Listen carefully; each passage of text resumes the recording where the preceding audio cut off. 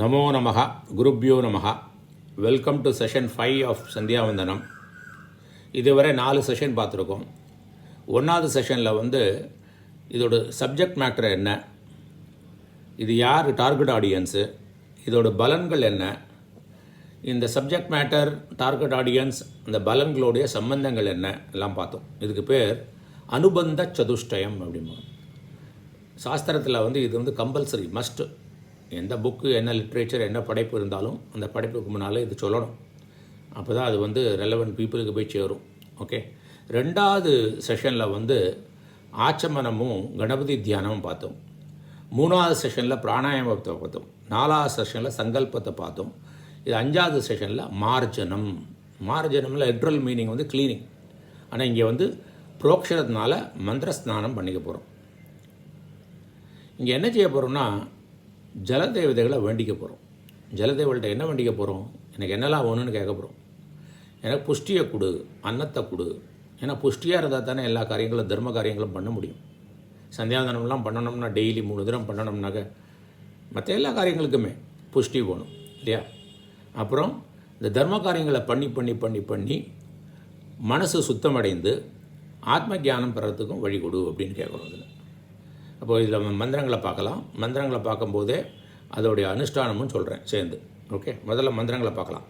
ஓம் ஸ்ரீ கேசவாய நமஹ. ஆபோஹிஷ்ட மயோ புவஹ. தான ஊர்ஜே ததாதன மகேரணாய சக்ஷஷே. யோவ சிவதமோ ரசஹ. தஸ்ய பாஜய தேனஹ. உஷதீரவ மாதரஹ. தஸ்மா அரங்கமாமவஹ. யஸ்யஷயாய ஜின்வத ஆபோ ஜனயதா சன. ஓம் பூர்புவஸ்ஸுவஹ. ஓம் ஸ்ரீ கேசவாய நமகான்னு சொல்லும்போது என்ன செய்யணும்னா, அந்த முன்னால் உத்திரணியில் தண்ணி இருக்கும் இல்லையா, அந்த தண்ணியில் பவித்ரவரால் ஓம்னு எழுதி நெத்தி பொட்டில் வச்சுக்கணும். அப்புறம் ஆபோ ஹிஷ்டா மயோ பூவகாங்கும்போது அந்த தண்ணியை பவித்ரவரால் எடுத்துட்டு புரோஷனை பண்ணிக்கணும். அப்படி ஆபோ ஹிஷ்டா மயோ பூவகா ஒரு தரம்.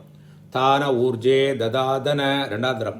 மகேரணாய சக்ஷஷே 3வது தரம் புரோஷனம் பண்ணிக்கணும். யோவ சிவதமோ ரசக 4வது தரம். தஸ்ய பாஜய தேனக 5வது தரம். உஷதீரவ மாதரக 6வது தரம். தஸ்மா அரங்கமாமவக 7வது தரம். அப்புறம் எஸ்யஷயாய ஜின்வத்தை 2 காலிந்து விட்டுக்கணும். அப்புறம் 9வது ஆப்போ ஜனயதா ஜனக திரும்ப புரோக்ஷனம் பண்ணிக்கணும். அப்புறம் ஓம் பூர் புவஸ்வா அப்படி சொல்லிட்டு தண்ணியை கையில் விட்டுண்டு ஆத்ம பரிசேஷனை பண்ணணும். நான் தலையை சுற்றி விட்டுக்கணும். இதுதான் அனுஷ்டானம். இப்போது திரும்ப மந்திரங்களை பார்த்து அதுக்கு அர்த்தத்தை பார்க்கலாம். ஓம் ஸ்ரீ கேசவாய நமக. கேசவனுக்கு வணக்கம். ஆப்போஹிஷ்டா மயோபுவகா. ஏ ஆப்பக ஜலதெய்வங்களே. மயோபுவகா. மயோபுவகனா எங்களுடைய சுகத்திற்கு காரணமாக. என்ன, எப்படி என்ன சுகம்? தண்ணினால தானே நம்ம குளிக்க முடியறது, குடிக்க முடியறது. அதுக்கு காரணமாக புவக. ஸ்டானா இருக்கிறீர்கள். ஹீனா இண்டீட் அப்படின்றது. ஸோ நீங்கள் எங்களுக்கு குளிக்கிறதுக்கு குடிக்கிறதுக்கெல்லாம் காரணமாக இருந்து இருக்கிறீர்கள். அதனால் எங்களுக்கு சந்தோஷத்தை கொடுக்குறீர்கள். தான ஊர்ஜே ததாதன மகேரணாய சக்ஷஷே. இது 2ஐயும் சேர்த்துட்டு அர்த்தத்தை பார்க்கலாம். தான ஊர்ஜே ததாதன மகேரணாய சக்ஷஷே. அப்போ எப்படி பார்க்குறீங்கன்னா, தானா தாக யூஎம். அப்படிப்பட்ட நீங்கள்னா என்ன? எங்களுக்கு குடிப்பதற்கும் குளிப்பதற்கும் சந்தோஷத்தை காரணமாக இருந்து சந்தோஷம் கொடுத்த நீங்கள். நக எங்களுக்கு. மகத்தான. ரணாய ரமணீயமான. சக்ஷஷே என்னென்ன அர்த்தம்? ஆத்ம தர்ஷனாய, ஆத்ம ஜானாய, ஆத்ம ஞானத்தின் பொருட்டு. ஊர்ஜம் அன்னம் போஷணம் ததாதன அழியுங்கள். அப்படிப்பட்ட உயர்ந்த சுகத்துக்கு காரணமான நீங்கள் எங்களுக்காக மகத்தான ரமணீயமான போஷணையை, தட் இஸ் அன்னத்தை, ஆத்ம ஞானத்தின் பொருட்டு அழியுங்கள் அப்படின்னு பார்க்கலாம். இப்போது அடுத்தாப்பில் 4, 5, 6 மந்திரத்தை சேர்த்து படித்து அதோடைய அர்த்தத்தை நம்ம அன்வயம் பண்ணிக்கலாம். 4 என்னது? யோவ சிவதமோ ரசக. 5வது தஸ்ய பாஜே தேனக.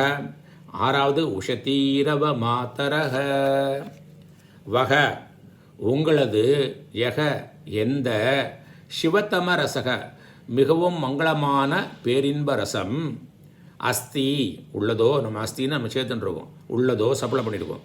தஸ்ய அதற்கு இக இந்த பிறவியிலேயே நக எங்களை உஷதி மாத்தரக இவ உஷத்தினா நான் அன்பு சுரக்கும் மாத்தரகர தாயார்களை மாத்தரக இவன தாயார்களைப் போல பாஜ்யத்தை உரியவர ஆக்குங்கள். அப்படின்னா என்ன அர்த்தம்?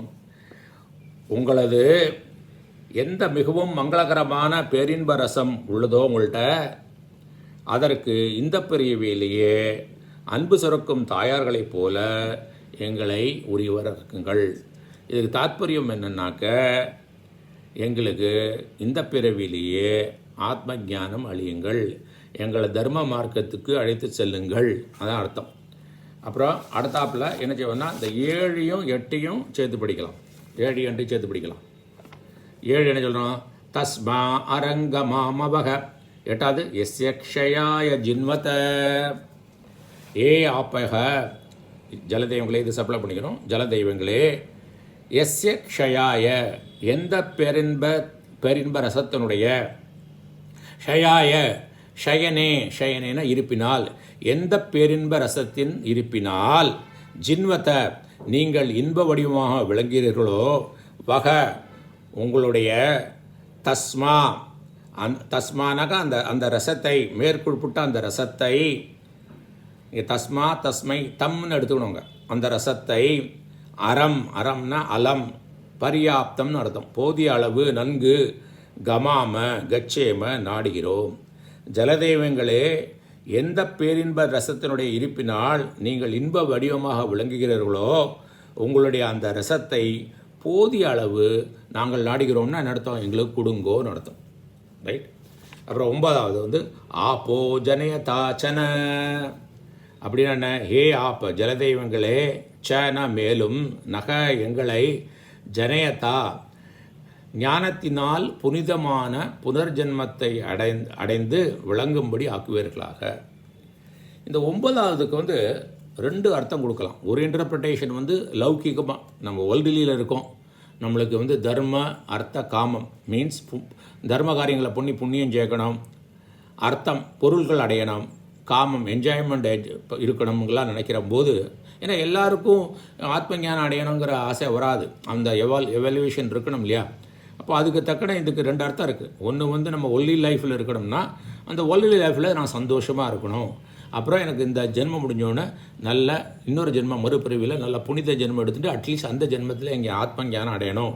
இந்த ஜென்மத்திலேயே எனக்கு எல்லாம் பசு புத்திர தனம் எல்லாம் ஆயுகு, அப்புறம் நல்ல ஹெல்த்து ஆரோக்கியம் எல்லாம் கொடு அப்படின்னு ஒரு அர்த்தம் எடுத்துக்கலாம்.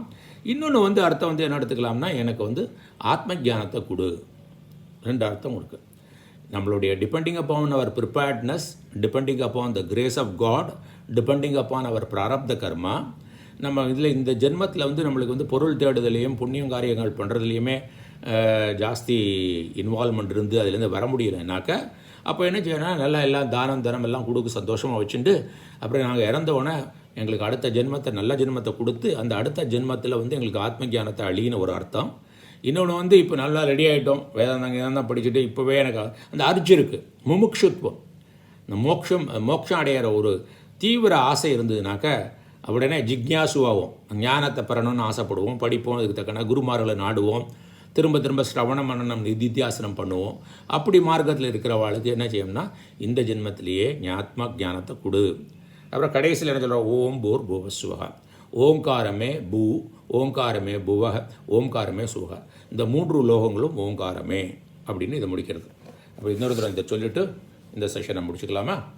மார்ஜனம் இல்லையா? ஸோ கண்டிப்பாக அந்த hidden messages in water by Masaru Emoto புக்கை வாங்கி படிங்க. இதெல்லாம் படிக்கத்தான் இதுக்கு மேலே நம்மளுக்கு இன்னும் ஒரு ஆசை வரும், நல்ல உத்வேகம் வரும், இதெல்லாம் பண்ணணும். சொல்கிறதெல்லாம் டைம் அண்ட் அகேன் ப்ரூவ் ஆகிட்டு இருக்குன்னு. ஓம் ஸ்ரீ கேசவாய நமக. ஆபோஹிஷ்டா மயோ புவக தான ஊர்ஜே ததாதன மகேரணாய சக்ஷசே யோவ சிவதமோரசக தஸ்ய பாஜே தேனக உஷதீரவ மாதரக தஸ்மா அரங்கமாமவக யஸ்ய க்ஷயாய ஜின்வத ஆபோ ஜனயதாச்சன ஓம் பூர்புவஸ்வஹ.